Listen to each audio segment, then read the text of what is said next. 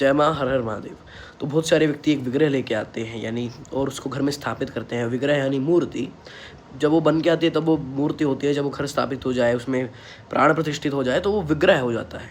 तो जो श्री विग्रह लेके आते हैं, श्री विग्रह को घर में स्थापित करते हैं, परंतु उसके पश्चात वो नाना प्रकार के लोगों पे जाके उसके बारे में पूछते हैं कि क्या हमारा विग्रह जागृत है, कि या फिर हमारे विग्रह में प्राण है, हमारे घर में भगवती है या नहीं है।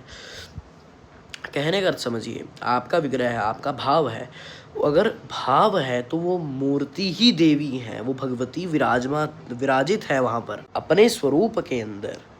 और वो बहुत सारे व्यक्ति बचाते हैं कि इसके अंदर क्या हमारी देवी स्थापित है, हमारे यहाँ पे भगवती स्थापित है या नहीं है। तो कह देते, कोई कह देता भूत है, पिशाच है, प्रेत है, डाकनी है, शाकनी है, इसको उठा दो और इसको कहीं जल के अंदर विसर्जित कर दो, या तो कहीं पे रखा हो या किसी मंदिर में रखा हो, वो कर भी देते हैं उसको।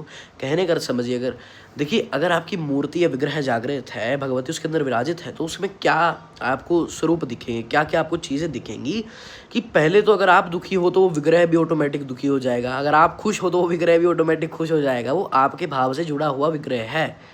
दूसरा, अगर आप किसी प्रकार की पुष्प की माला उनको अर्पित करते हो तो वो हफ्तों हफ्तों तक पहने रखेंगी, परंतु वो पुष्प किसी भी प्रकार से मुरझाएंगे नहीं।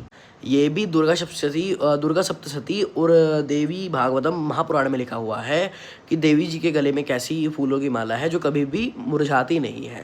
तो कहने का अर्थ है कि देवी अगर विराजित है तो वो कभी भी फूलों की माला कभी भी नहीं मुरझाएगी, इस प्रकार के। परंतु और आपको नित्य ही नाना प्रकार के जो है उसके अंदर चेंज देखने को मिलेंगे। तो कहने का अर्थ क्या है, अगर आप ना समझ पाए तो हमसे कॉन्टैक्ट कर सकते हैं, जितना हमसे मार्गदर्शन होगा हम देंगे जरूर, अवश्य ही, भगवती कृपा से। और अगर आपकी इच्छा हो तो आप किसी और से भी पूछ सकते हैं, परंतु ज़्यादातर किसी के भी कहने पे किसी भी विग्रह को बाहर मत रखाओ। कुछ स्वरूप होते हैं जिनको नहीं रखा जाता घर पे, परंतु आप पूरी सर्च के साथ ही किसी भी विग्रह को लाओ तो घर पे लेके आओ। जय माँ महादेव।